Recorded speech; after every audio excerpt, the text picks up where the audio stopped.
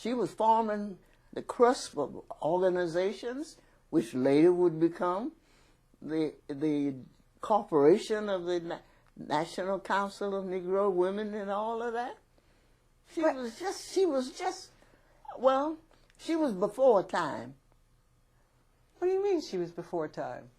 Before her time by the fact that she was dreaming dreams and pushing things that you wouldn't think black women would be thinking about.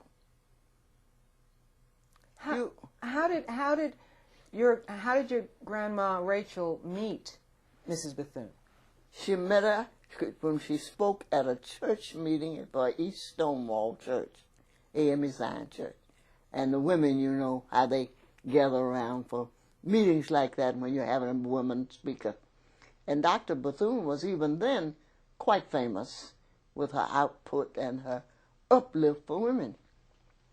And what did your grandmother think of her? She thought she was next to Mary, Mother of God. She did. She thought that was the way to go. And I've heard her use that phrase, it's the way to go. You've got to get your learning. You've got to get your learning. You just got to get your learning. And she told me how many shirts she would iron to get me my learning. And she must have come mighty close to it. The happiest day of my life was when I brought my college diploma back up here to Charlotte for Grandma to see. And then I had to read, you know, all that Latin and all that mess they have on. And do you know that I had someone to translate that for me? And for a long time I had both. On the one side I had the English, on the other I had the translation into Latin and whatnot. That's wonderful. That's wonderful. Because I thought it was important, and I regret that I mislaid it or lost it or something mishap happened to it. But I was proud of it. As well, you should have been. Did your grandmother suggest that you should imitate Mrs. Bethune? I mean, that you should follow her? She thought I should follow her and go anywhere that she wanted me to go. For example, she wanted me to go in the army. And everybody else in the family thought it was a no-no.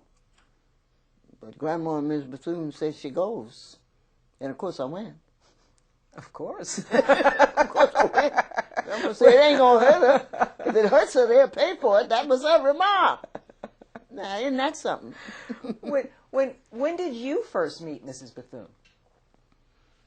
She came to our house from a meeting Grandma had at the what is that street, near the old library. It was along in there. I can't think of AME Zion building. What do you call that? Maybe you know. I'm sorry. Don't know well. My father worked there before he died.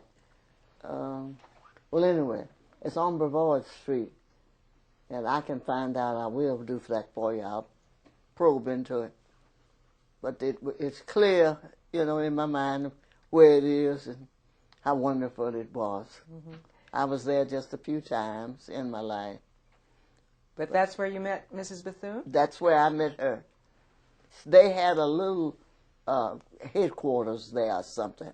And that she was trying to get the younger women in Charlotte organized. And Grandma let me go. And what was your first impression of her? I did not understand what she wanted us to do.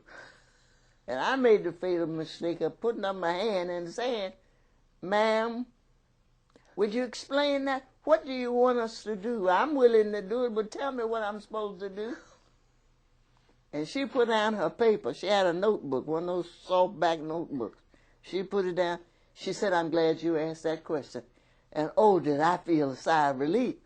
Because then she went over the whole thing. And I tell you, I understood what she was talking about. And it was as quiet as it could be. She said, one day, and I've used it as a beginning for speeches all over the world, one day you are going to be a woman. And that was the way she started off. And you will have to help to make little girls women. I couldn't imagine that. But as she talked, it became more and more a part of me. I would become a woman. I would be speaking to little girls. And I think back now I've spoken all over the world.